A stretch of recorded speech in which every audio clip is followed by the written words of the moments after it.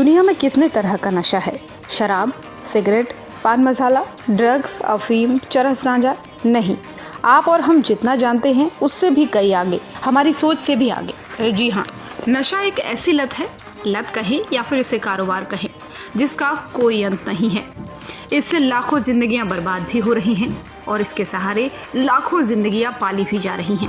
अब आप कहेंगे ये कैसे? आपको बता दें कि कई सारे लोग ऐसे हैं जो सिर्फ नशे का ही कारोबार कर या फिर व्यापार कर अपने परिवार का पालन पोषण कर रहे हैं। दरअसल सांप के जहर से बनने वाले नशे पर हम इसलिए बात कर रहे हैं क्योंकि हाल ही में बिग बॉस OTT के विजेता और यूट्यूबर एल्विश यादव पर नोएडा की रेव पार्टी में सांप का जहर सप्लाई करने के आरोप लगे और इस मामले में पुलिस ने एल्विश समेत 6 लोगों पर FIR दर्ज की।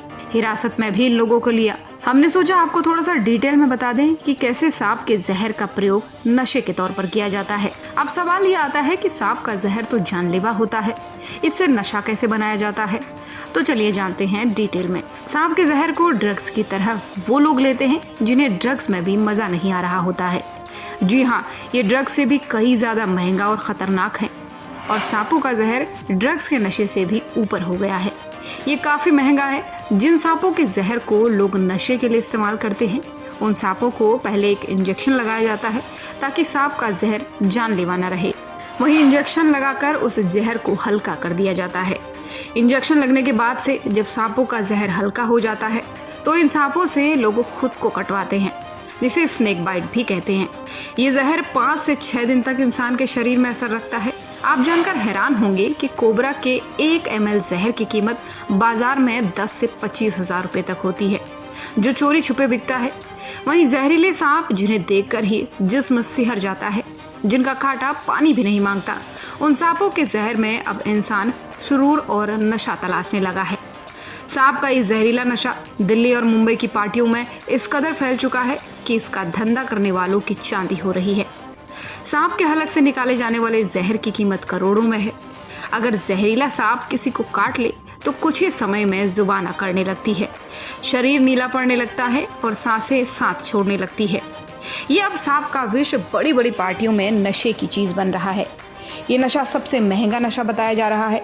अब आपको बताते हैं एक बहुत ही रोचक जानकारी, एक ऐसे गांव के बारे में जहां जहरीले सांपों की फार्मिंग होती है। यहाँ लाखों सांप पाले जाते हैं और फिर उनकी सप्लाई होती है, और वो गांव है चीन में। चीन में स्नेक फार्मिंग हो रही है। कई गांव हैं जहां सांपों को पैदा किया और पाला पोसा जाता है। इस गांव को कहते हैं स्नेक विलेज।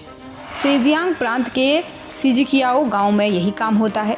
वहां लगभग हर परिवार स्नेक फार्मिंग करता है और यही वजह है कि इसे स्नेक विलेज भी कहा जाने लगा है।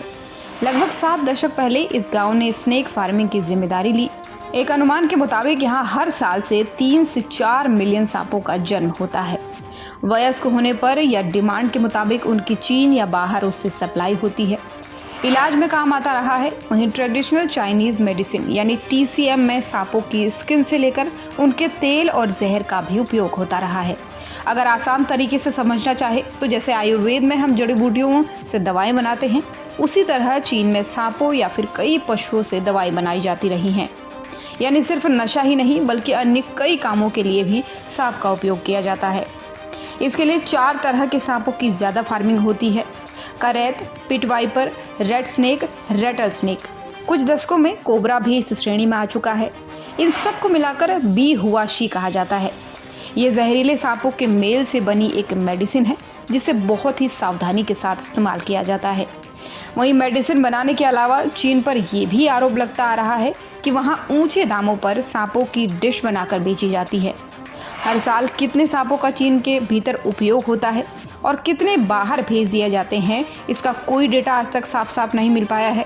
अलग अलग वेबसाइट्स इस पर अलग अलग बातें कहती है, लेकिन माना जा रहा है कि दवा बनाने के लिए ही अकेले चीन में 50 लाख से ज़्यादा सांपों को ख़त्म कर दिया जाता है। लेकिन ये डेटा भी कई साल पुराना है, लेकिन इसके लिए पहले परमिट लेना होता है। अब बात आती है कैसे और कब मिलता है ये परमिट। चीन की सरकार इसकी ब्रांडिंग के लिए परमिट देती रही है।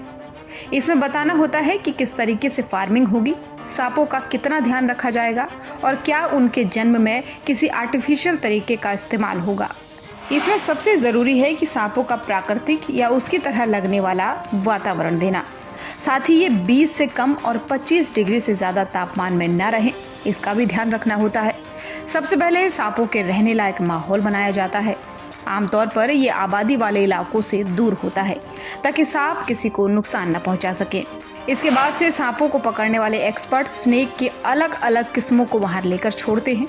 उनके खाने के लिए मेंढक, चूहे, चिड़िया, टोड, छिपकली जैसे जीव भी जुटाने होते हैं। कांच या लकड़ी के बक्सों में सांप के अंडे इंक्यूबेट किए जाते हैं। फिर बच्चों को उनके साइज के अनुसार दूसरी जगहों पर रखा जाता है। बड़ा होने पर उन्हें उतनी ही सावधानी से बूचड़खानों में भेजा जाता है। वीडियो में दी गई जानकारी अगर आपको पसंद आई हो तो ऐसी ही रोचक जानकारी के लिए हमारे चैनल के नीचे बेल आइकन को दबाना बिल्कुल न भूलें।